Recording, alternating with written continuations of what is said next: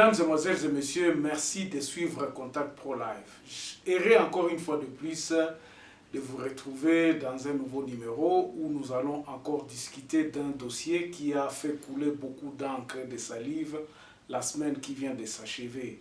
C'est le dossier Minembwe. Ce dossier ici, pourquoi nous l'abordons encore une fois de plus, c'est parce qu'il y a eu M.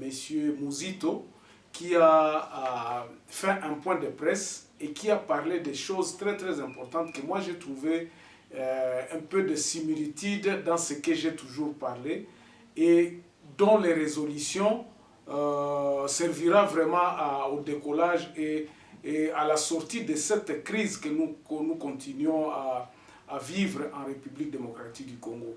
Mais avant toute chose, nous allons suivre les titres à la une des journaux qui paraissent sur Internet ce week-end. Voici les grands titres à la une des journaux qui paraissent sur Internet ce week-end. On commence par élection.net, les grévistes en assemblée générale. Et puis à Nord Kivu toujours, installation de Lebomba Bakungu à la tête de la chefferie de Bukungu, Karlin Zanzu sous pression. On va sur Actualité CD. Mata Tamponio supervise la mission d'observation électorale de l'EUIA. Et puis l'entourage de Kamere met la pression. Ce week-end, on frôle le pire, affirme son assistant. Et allons sur Congo profond. L'INAFOOT DSMP bat Renaissance et tient enfin son premier succès de la saison. Et puis, toujours l'INAFOOT ici, il n'y a qu'un seul titre. Alors, 7 sur 7 parle de quoi ? 7 sur 7, l'IGF n'a pas reçu de frais de fonctionnement depuis le début de l'année, donc il fonctionne en blanc. La société civile du Kasaï central s'oppose à l'attribution de la localité Bakwandeja au Kasaï. On passe par Radio Okapi. Nord Kivu, agents de l'État et miliciens impliqués dans la pêche illicite sur le lac Édouard. Alors, on termine avec le dernier titre, Kasaï occidental. Lazado demande à Félix Tshisekedi de réhabiliter Martin Kabouya et son gouvernement. On se retrouve demain dans un nouveau numéro. Au revoir. Alors, merci encore une fois de plus. Le discours ou bien le point de presse que M. Muzito a tenu la semaine passée, et Tiningaï n'a réfléchir encore une fois de plus sur les 4 points. Aya souleva qui 4 points. Nous n'allons pas aller dans le détail de tous ces 4 points, vu le temps oyo tozalaka na mon émission na biso. Menako tia ba accent na babiloko oyo alobaki et que ce sont des choses très très importantes oyo biso ba congolais tozokoka mettre en pratique te. Tozokoka te na ite soki eza pona ba intérêt égoïste ou bien pona nini, mais nous n'arrivons pas vraiment à mettre ces 4 points yanani na kati yanani en pratique pour que tozala na forme moko ya état na biso ya Congo na biso oyo eza assis sur des valeurs, sur des bases oyo mutu nyonso tout le monde qui doit être en République démocratique du Congo à se retrouver. Azala étranger, azala nationaux, azala congolais d'origine, azala nani, soki ba valeur wana eza en place et que administration na biso ezo sala.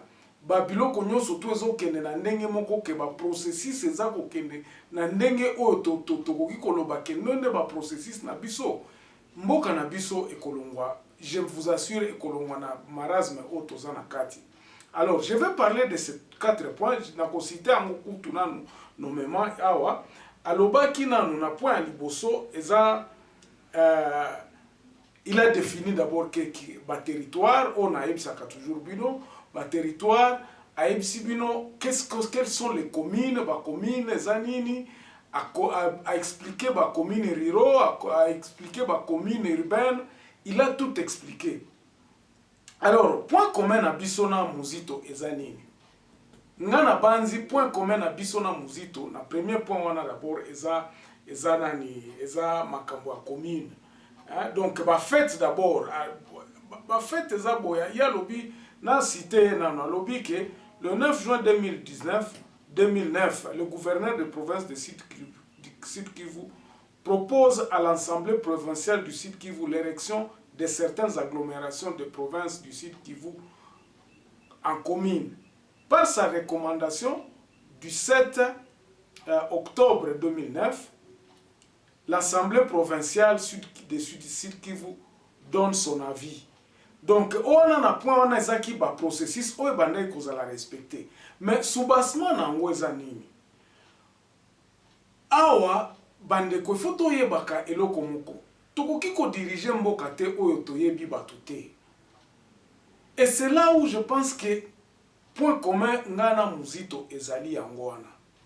La première des choses que nous devons faire, tout tikana no makambo ba économie banani tout ça.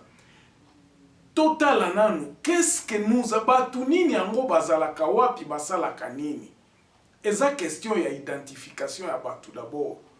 Agglomération koki koloba na point mi balona lobaki ke non ba commune na l'Assemblée provinciale et pesa qui proposition en fonction de quoi? Bandeko, ba Congolais to evitaka eloko wana ko identifier batu. Batu nini yango ba vandi awa? Baza combien? Qu'est-ce qu'il leur faut na kati ya batu oyo? Identification est très très important. Okomona na quatrième point muzito apesi ba recommandation na ye alobi, il faut batu ba chef coutumier ba s'impliquer na kati ya likambo oyo. Donc le problème ya liboso ezali nanu toyeba est-ce que batu oyo nani assemblée provinciale etenaki compte na nini? Yango naza koloba kaka eza arbitraire. Bavlamuki kaka un jour balobi kote oyo na Minembwe batu bakoma ebele il faut eza la commune. Est-ce qu'on a identifié les gens? Est-ce qu'on a associé les gens qui ont leur terre là-bas? Ya koloba batu bavandi. Toza na loi moko awa na République na biso oye pesaka mobulu pesaka penza mbilinga na kati ya gestion ya mboka na biso eza loi wana koloba keno le sol et le sous-sol appartient à l'État. Donc pouvoir nyonso ya batu balongola yango na batu. Donc les gens n'ont plus de pouvoir sur leur terre. Bokoyo kango na ba recommandation en muzito na quatrième partie. Mais tokende nanu processus oyo na point liboso alobi ba processus ndenge et se respecta qui. Donc assemblée provinciale est proposée et tindi yango pas ministre asali ba décret tout ça. Alors ce qui tokiti awa na point ya misato alobi l'arbre qui cache la forêt. L'érection de Minembwe en commune rurale sans avis conforme des représentants locaux est l'expression de la culture politique néocolonialiste des héritiers du roi Léopold II. Ça, c'est ce que nous sommes en train de faire. Oyo yangwana toza ko perpétuer yango wana.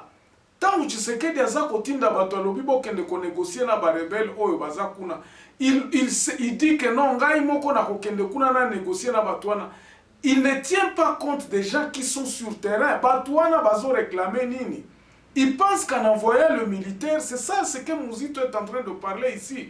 Ce qui totindi 20 000 militaires na kati na Nord Kivu pour ba mater ma ba rébellion wana tout ça. Sans tenir compte, toza ko komiko sabiso moko que non, eza ba IDF, eza ba Ougandais, eza ba Rwandais tout ça, sans que nous puissions impliquer bato baza na kati kuna. L'implication ça veut dire quoi? L'implication c'est-à-dire que to identifier na batu les gens qui sont sur terrain, sur leur terre. Bato wana to ko identifier bango nini sans que tozala en contact na ba chef coutumier to loba bon. Voici mabele na bino yango oyo. Boye bisabiso batu nini yango bazala kepa na bino boza combien?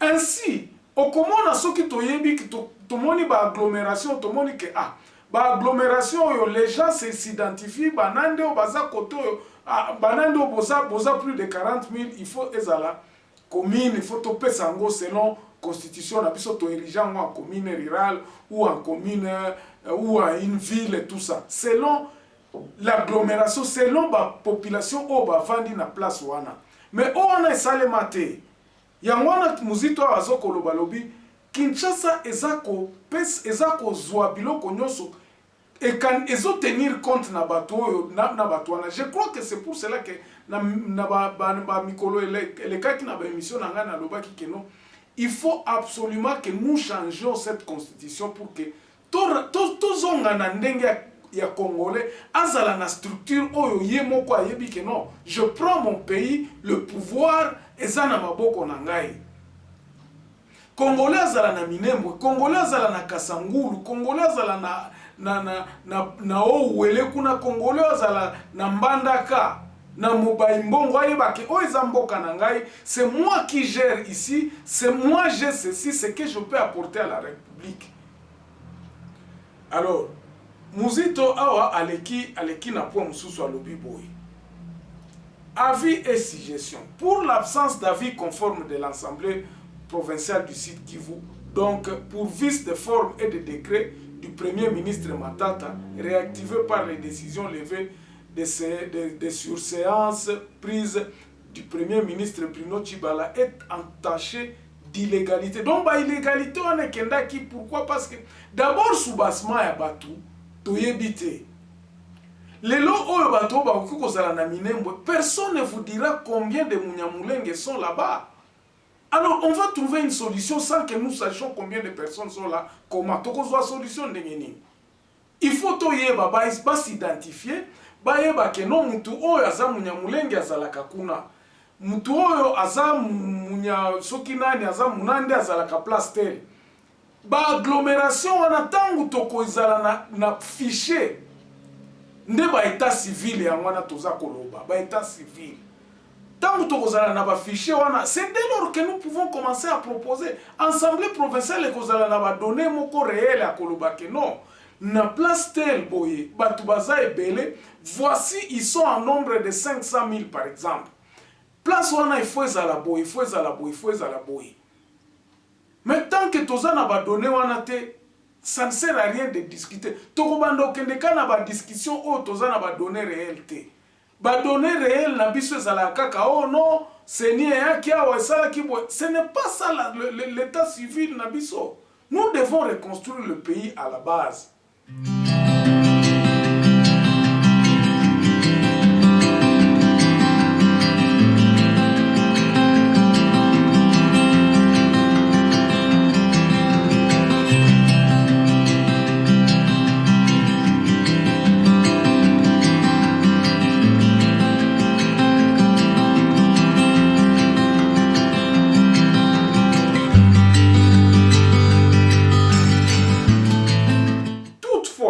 Mesure de l'agglomération de Minembwe remplirait les conditions de fonds pour être érigé en commune rurale, une concertation entre toutes les communautés locales est nécessaire pour dégager un consensus qui conduira l'Assemblée provinciale du Sud Kivu à émettre cette fois-ci un avis conforme, car la décision doit venir de la base du pouvoir coutumier propriétaire terrien.